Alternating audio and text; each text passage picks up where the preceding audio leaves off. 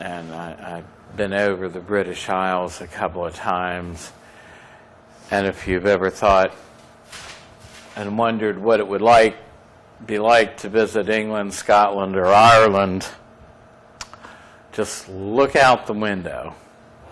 This is what it's like in the British Isles in July and August.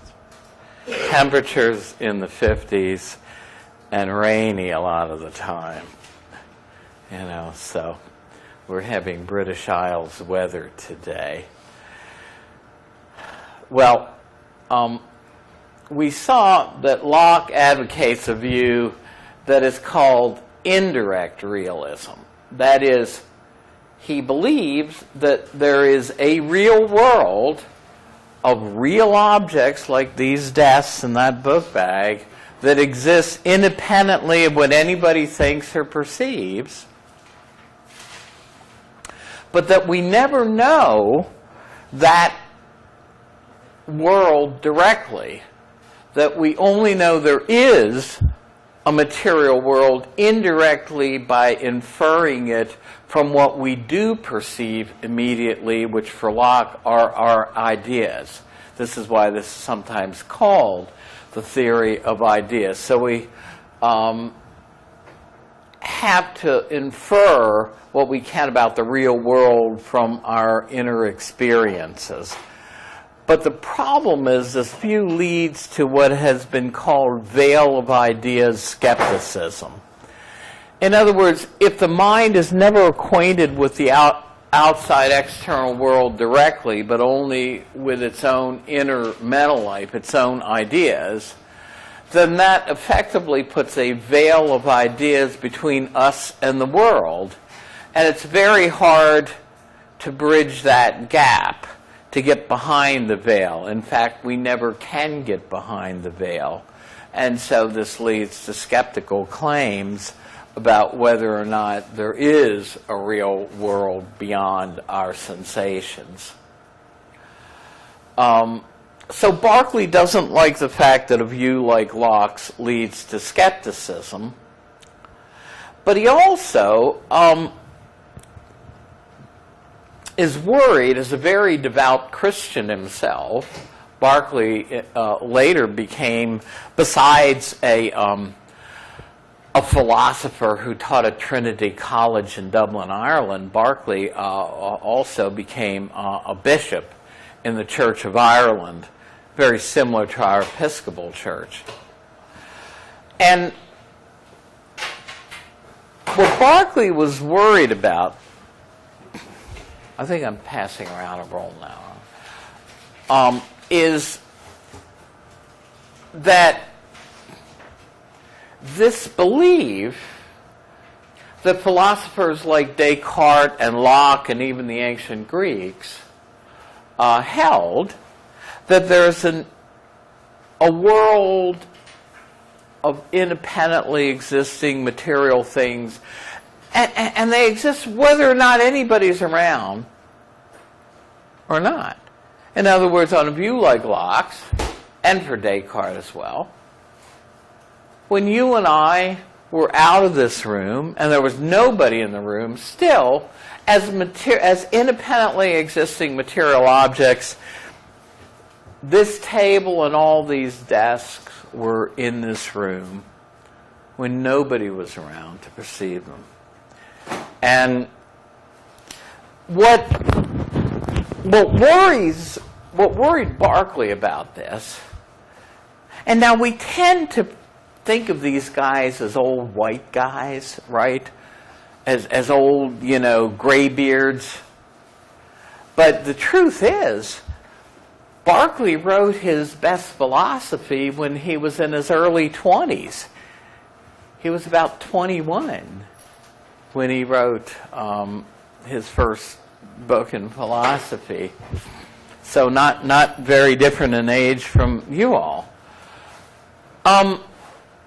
Berkeley was worried that the view that there is an independently existing material world can lead some people to follow that view out to advocate philosophical materialism. That is the view that nothing but matter exists, or that matter is all that exists. And so if there is no such thing as immaterial substance, what becomes of the claim that we have an eternal soul that's immaterial? What becomes of the claim that God exists if the Bible says, for instance, that God is a spirit and those who worship him should worship him in spirit? So Berkeley saw that the belief that there is a material world could lead people down the path to claiming that the material world is the only thing there is, which would be a challenge to his faith. So he tried to cut the legs out from under the stool by of the materialists by advocating immaterialism, what is more often called idealism. It sounds better to say than ideaism, but it's the view that everything is mental, that the only things that exist are ideas in minds and minds themselves. So how does Berkeley get to a view like this? As a sane person, how can he claim that there aren't any real material objects in a room like this? You know, is he nuts? Is he crazy?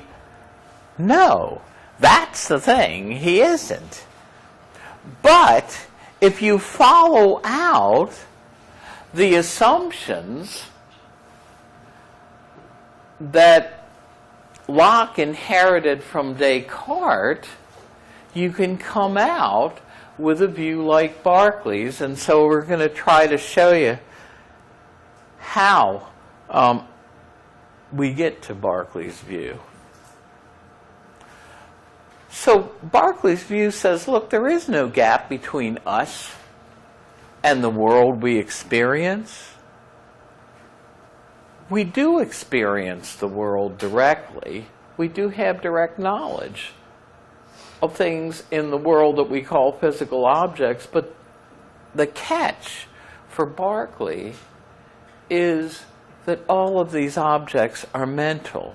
They're just conglomerations of ideas and sensations.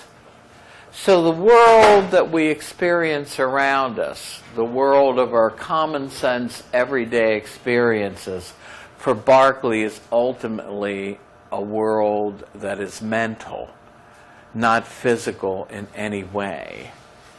So no physical objects exist independent of minds.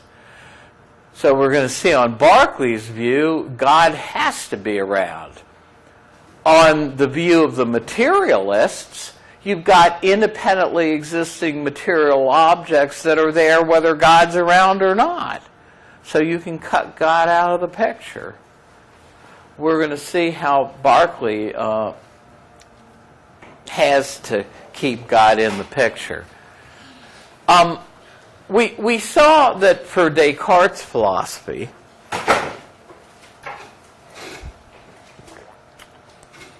the most important claim he makes is cogito ergo sum. I think, therefore I am. Right? Well, for Berkeley's philosophy, you can kind of sum up his whole position in this one Latin phrase, esse est percipi, which translated is to be, to exist, is to be perceived by some mind or other. Now, he wrote a book called The Principles of Human Knowledge, and this is a quote from that book. In other words, for the things we perceive around us, their their existence, is percipi, to be perceived. Here's Berkeley's quote. he says, it is indeed an opinion strangely prevailing amongst men, amongst human beings, right? That houses, mountains, rivers, all sensible objects. And I chose this graphic for a reason.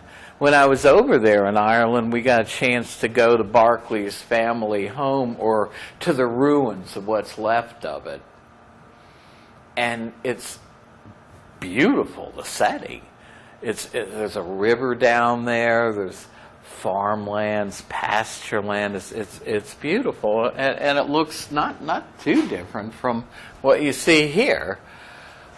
But Berkeley says things like mountains, rivers, all sensible objects, it's our view that they have a distinct existence, or an existence distinct from their being perceived by the understanding.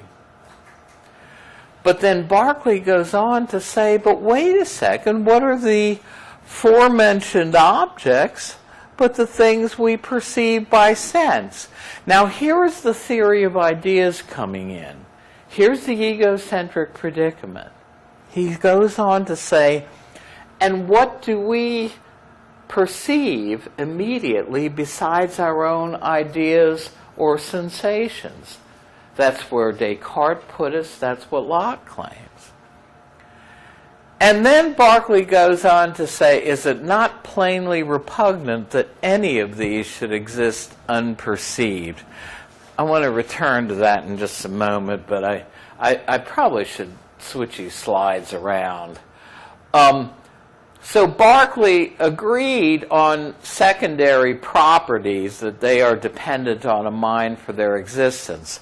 But in the quote that we just have, we see that his view is that all the properties of a material thing are ultimately mental and subjective. And he tries to defend his position by agreeing with Locke that the secondary properties of a thing are subjective, and then going on, which we'll see shortly, to provide arguments to show that the primary properties are. Well, the point is, if what we experience as a material object, like that briefcase over there, is just for us a combination of its primary and secondary properties, and Locke has already claimed, and Berkeley agrees, that the secondary properties, like whether it's cool to the touch, its color, its smell if it had one, the leathery smell, it's fake leather, so I guarantee it doesn't, right? Secondary properties, I said, are subjective in us. Berkeley goes on to try to prove that primary properties are also. And so if what we experience as a material thing is only a combination of its primary and secondary properties, and now all of these properties are mind-dependent and subjective, then what we experience as a material object has no existence apart from a mind, is mind-dependent, dependent on an existence, on a perception, on being perceived for its existence. Its esse is percipi. Now, to understand this, a good way that my professors used to say this is, Berkeley thinks of all properties of things on an analogy with something like pain. Now, suppose you were the first person to come here and there was nobody in the room, but I met you outside the door and I said, now wait a second, you need to be careful when you walk in that room. There's a shoulder pain in there, and you gotta watch out so that you don't get a pain in the shoulder yourself. Now I have a slight shoulder pain. from doing a stupid thing, racing Charles Jockle down San Martin Drive when I was 17 on my motorcycle. You know, I think I told you all that before. My Greek professor used to say youth is the time when you can make all your mistakes and not have to pay for them now. You might pay for them later. Anyway, to get back to this, if I met you at the door and said there's a pain existing in that room unperceived by anyone, you'd look at me like I was from the moon. You'd say, what are you talking about? You can't have a pain just there. I mean, it makes no sense to say a pain exists without somebody being around to have that pain. You know, you can't have a pain existing unperceived. But Berkeley views all the qualities of a thing to be nothing more than sensations like pain. And if it makes no sense to say a pain exists though no mind is perceiving it, for Berkeley it also makes no sense to say that other sensible qualities of a thing, like colors, sounds, tastes, feelings of warmth and cold, feelings of hardness, perceptions of shape, it makes no sense to say that any of these qualities exist though no mind is perceiving them. So it makes no sense for him to say that an object exists though no mind is perceiving it, because all of the qualities of an object are like pain. They can't exist except in a mind, in a perceiver. So that's Berkeley's view. And you can understand how he comes to it if you can see that for us a material object is nothing but a collection of its qualities. And Berkeley tries to say what we experience as a material object is basically just a collection of ideas and sensations. Now, you can say, so the only thing that exists are minds and perceptions in minds. So you can say, well, does that mean that the test is hollow since it's only made up of ideas? Somebody debating Berkeley during Berkeley's lifetime, Mr. Johnstone, went over during the debate. I guess they were doing this outside. He kicks a stone, right? And he says, Berkeley, I refute thee thus. And he goes over and kicks a stone. Well, if you can understand why that's not really a refutation of Berkeley, you can really understand Berkeley. In other words, Berkeley's trying to say, look, even if they're only mental, objects are going to have the same properties that they have now. A stone is going to feel just as hard. It's going to be just as heavy. It's not going to be hollow if you cut it in half as it is now, even if everything is mental. Because what are hardness? What is the size and weight of the stone, the color of the stone, other than sensations in our mind? So the stone for Berkeley will be just as heavy, just as hard, even if it's ultimately only mental. Now, here's what Berkeley wrote another little book which was very much of a bestseller in his day. It was written for the average person on the street. The Principles of Human Knowledge was kind of a longer, more involved technical book meant for professional philosophers. But he wrote a book called Three Dialogues Between Hylas and Philanus. Hylas is somebody who believes that there is a material world. He represents people like Locke and Descartes. Philanus is the lover of knowledge or wisdom in the dialogue. He's Berkeley. right? And he says, you know, so he advocates Berkeley's position. And Berkeley's strategy in that little book is to provide parallel arguments to Locke's arguments about the secondary properties. I already gave you one of them where he talks about the fact that we wouldn't want to claim that, I mean, given that a mild degree of heat is a pleasant sensation, feels good to warm ourselves by a fire in the fireplace. But if we get too close, he says, an intense degree of heat is a pain. And Berkeley says, well, wait a second. You wouldn't want to say that pleasure and pain are in the fire as properties of the fire, so why would you want to say that lesser and intense degrees of heat are in the fire as properties of the fire? They're just subjective and in us. And we saw Locke's arguments about the 3 buckets of water. And if you weren't here that day, look at it in the PowerPoint. So, but look at this compared to that bucket illustration.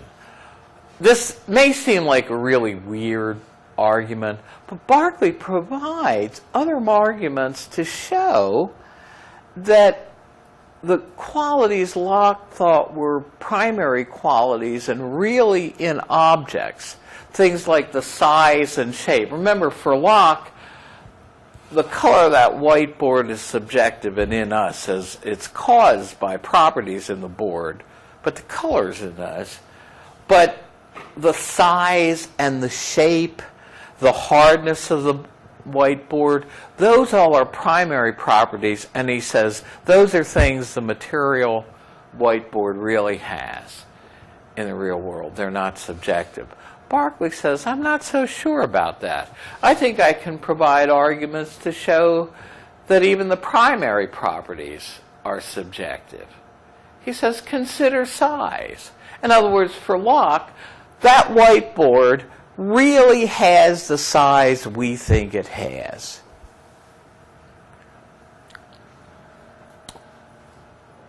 But Berkeley says, think about this. Think about a little dust mite. Think about the foot. I mean, a dust mite, is a little thing that's about the size of a period. You can barely see it. So its foot is even smaller than that. The foot of a dust mite is really small to us, right? But to the mite, it seems of ordinary size. Now, if this seems like a weird argument to you, whenever I fly in a plane, I was telling the previous class, I've been to the British Isles, this is what it's like over there. Can save you $1,500 in airfare. Just walk outside. If this argument seems weird to you, I love to get a window seat in a plane because I just love to look out the window. But when you're starting out from the airport, you might see people walking around, but then they get smaller and smaller and smaller as the plane ascends. Till finally, they're eventually about the size of a dust mite to us. You can barely see them there on the ground. But to the people walking around on the ground, like you and I would be walking around in this room, their feet are of ordinary size, whereas to somebody in a plane, their feet are infinitesimally small. Hume makes the same point that we never perceive objects directly, but only images of them about a table. Now, back when we had the Baltimore Bullets, when I was in high school, I would occasionally go to Bullets games. Well, they'd have these tables like they do now in a basketball game, these folding tables where the officials and the people keeping statistics and all sit, right? And those tables are normal size to them. But when I was in high school, the only seats I could afford were way up in the nosebleed section of the Civic Center. And those tables look pretty small from there. And Hume says, well, what is the real size of the table? Hume says there is no real size of the table. It's just as we perceive it. And this is what Berkeley is saying. They knew, they had primitive microscopes back then. They knew about microbes. He says if there were a germ on the mite's foot would seem huge to a germ. So note how this parallels the other argument. You can say, well, wait a second. The same foot can't be both extremely small and large at the same time. So size, which Locke thought was a primary property, must be subjective and mind dependent. It's dependent on the perceiver, how large the mite's foot is. And I say, note the parallel to the water argument. So Berkeley provides similar arguments for the other properties that Locke calls primary properties. Well, again, what is the bottom line of all this? Well, if what we experience as a material object is only a conglomeration of its primary and secondary properties, and Locke and Berkeley have already shown that the secondary are mind-dependent, and now Berkeley goes and provides arguments that the primary are mind-dependent, that's how we come to S per Kippy. To be, to exist, is to be perceived by some mind or other. The entire object is dependent on a mind for its existence. Now, Berkeley does make a distinction between ideas and sensations that I produce in my own mind and other ones which he thinks are ideas directly produced in us and caused by God, by saying that some of my ideas are subject to my will and others aren't. I can imagine a horse, right? I can imagine that horse being brown. I can imagine that horse being white or black at will, right? Some ideas are subject to my will and I can change them. But if I walk in this direction toward you all, I don't have a choice about whether or not I'm going to run into a table on my way, right? Now, for in other words, the ideas, the perceptions I have about this table being in front of me are not subject to my will. I can try to will it away, but I'm still going to bump into a table if I walk in that direction. And Berkeley says those are caused directly in us by God.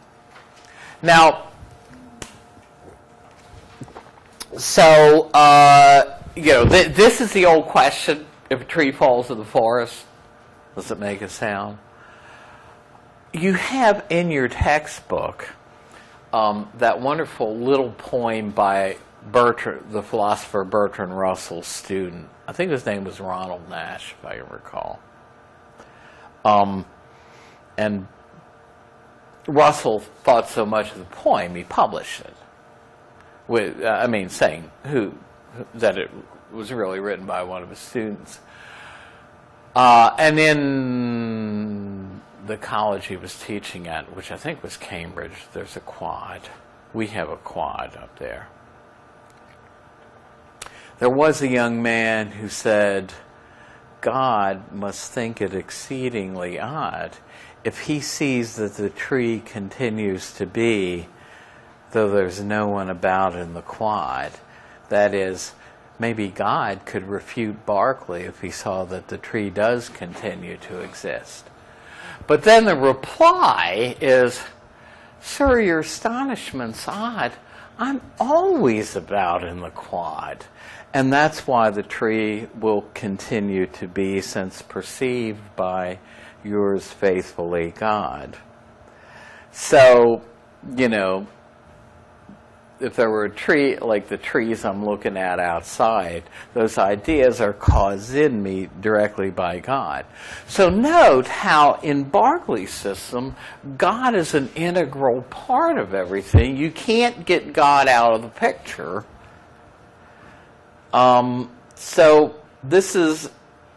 So in other words, if the secondary qualities of a thing like a telephone are mind dependent on a mind for their existence, and now Berkeley has shown that the primary qualities are mind dependent, then the entire object is mind dependent and cannot exist but in the mind of a perceiver, either us or God or both.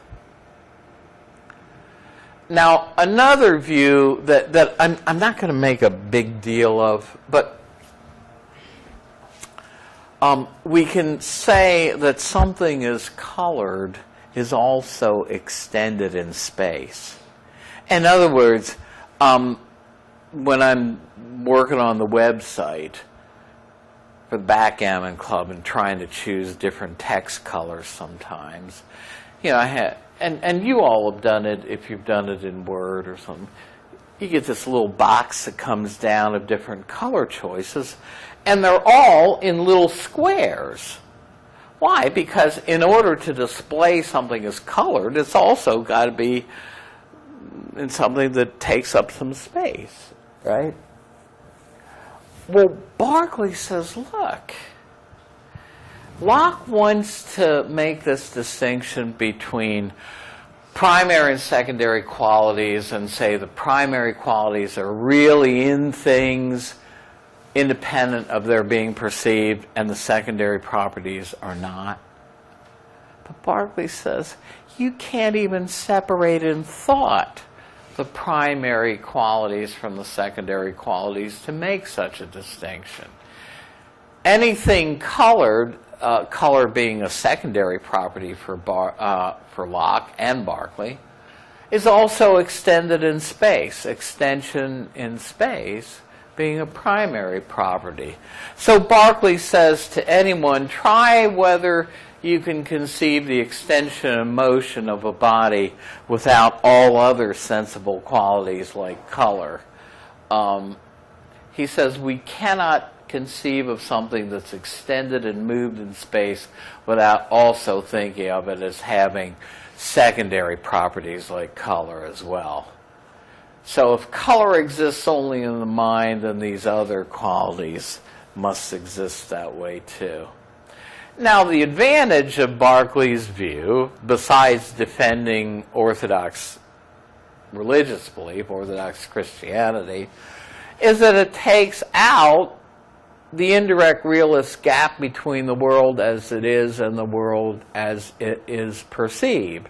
The world is just as we perceive it to be, but of course the catch for Berkeley is the world we experience in our everyday lives is ultimately of only mental objects. Yes, we perceive the world directly, but it's ultimately only mental.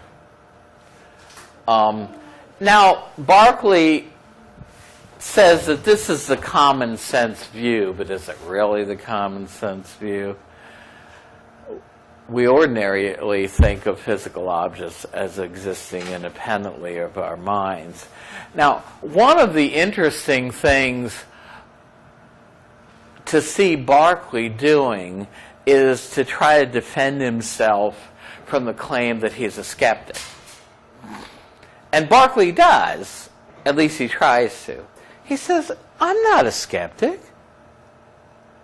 I'm not asking you to be skeptical, to question the existence of the material world.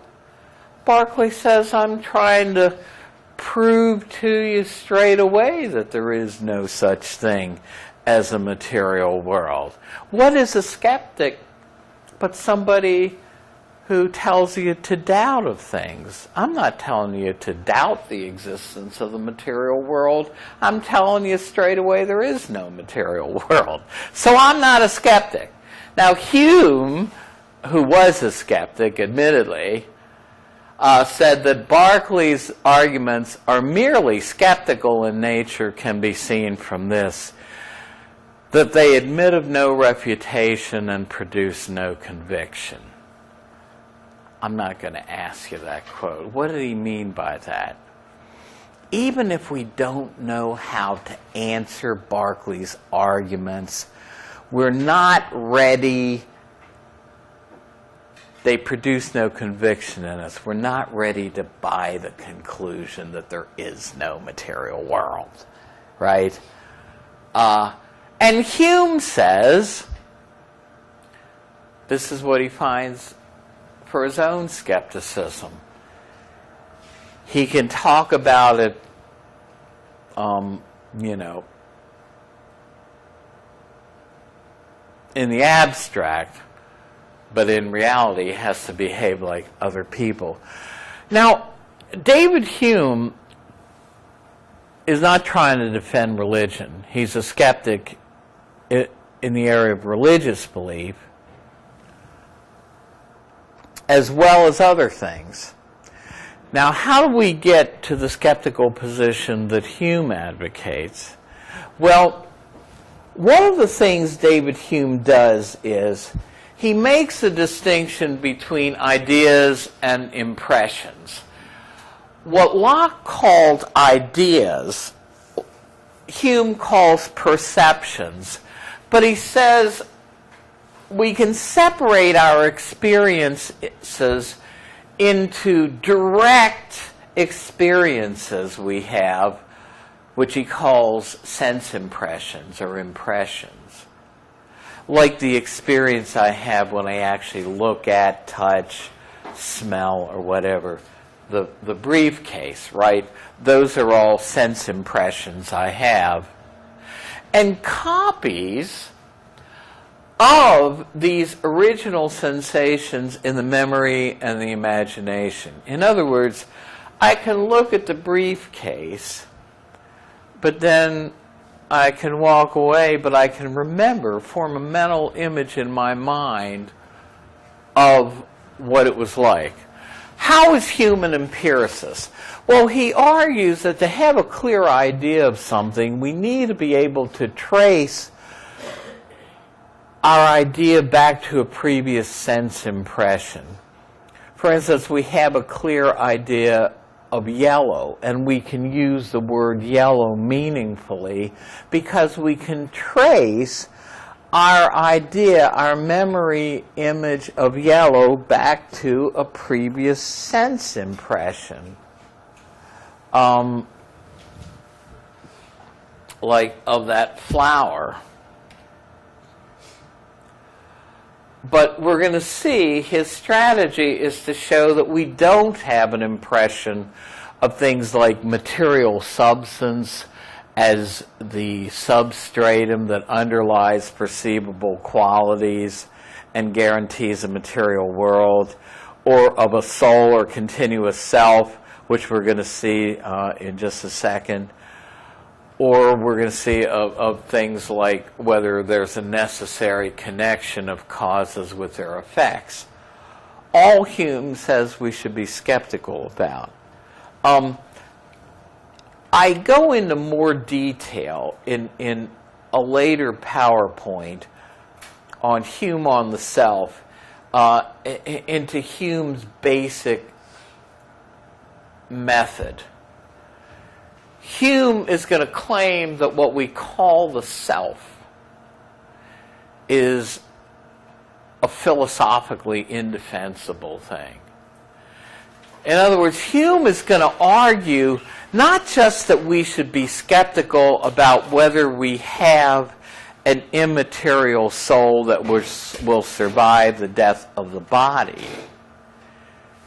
Hume says we can't even defend the claim philosophically that we are the same person that we were last week. That we continue to exist as the same person. Now, how does he come to this skeptical view? Well, it's based on this distinction that there are two classes of perceptions. One, impressions, And as I said, these are the original sense experiences we have when we look at or touch something from the senses, from our feelings. Hume says these are lively,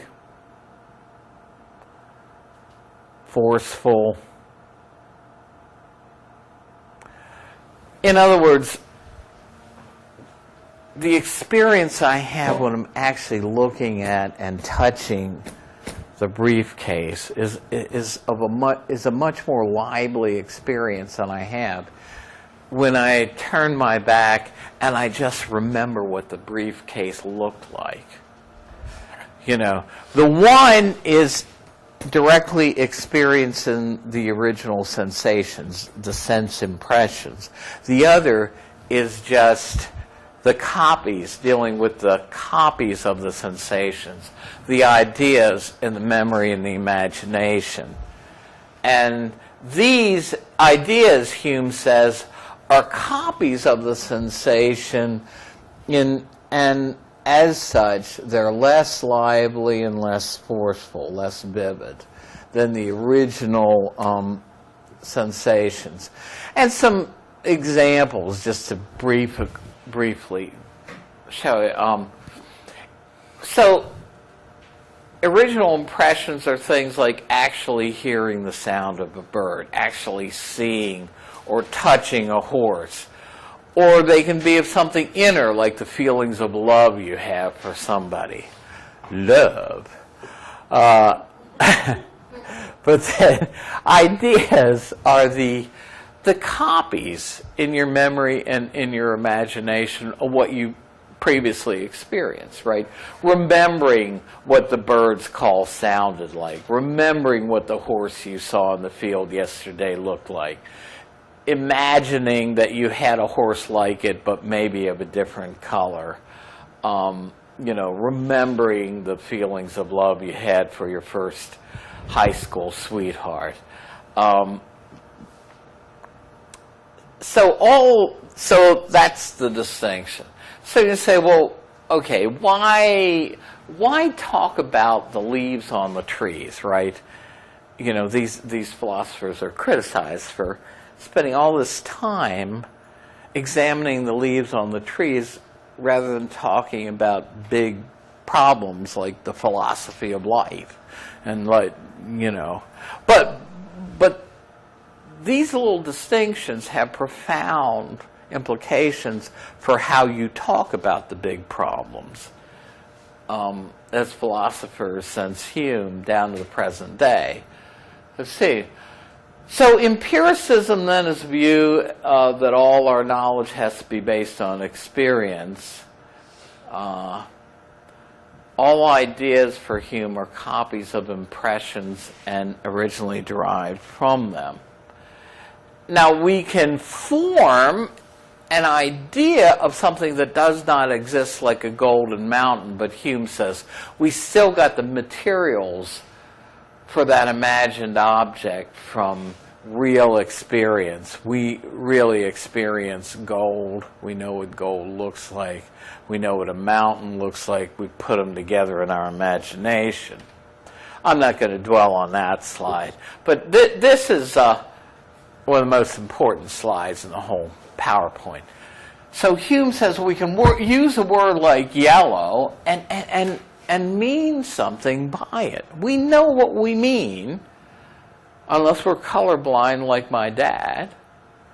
When we use the term yellow, we can use the term meaningfully because we have a clear idea in our memory of something we once actually experienced. That idea of yellow is based, or we can trace it back to a sense impression we actually had when we looked at something like that rose or this spot that was colored yellow, right? So I can use the word meaningfully because the word I use, yellow, is attached to a clear idea that I can trace back to a previous impression. And this is what Hume says characterizes. And by the way, if you're going to print this out in the slides. This is one of the ones you really want to print out using the grayscale, or better yet, the non-color option. You'll get the graphics, you'll get this stuff, but you won't get that dark black background.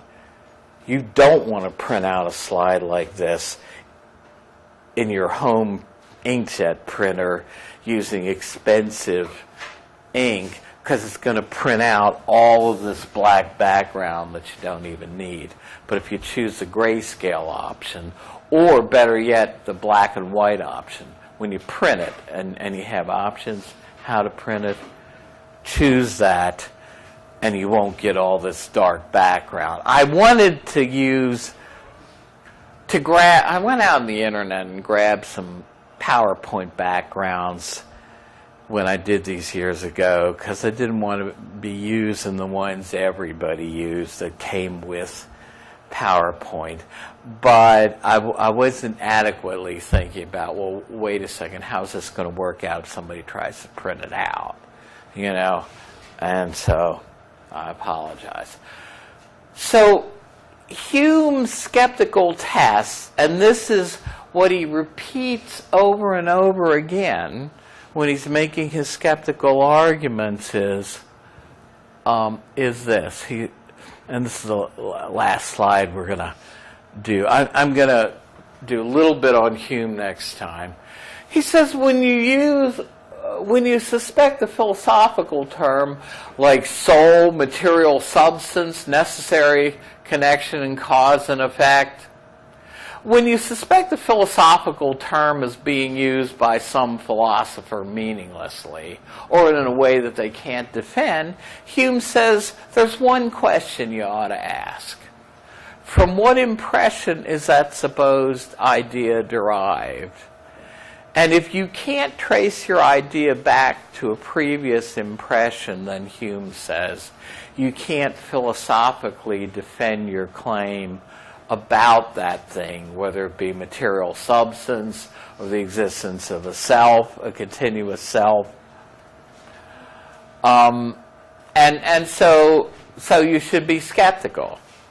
So this is basically Hume's way of proceeding.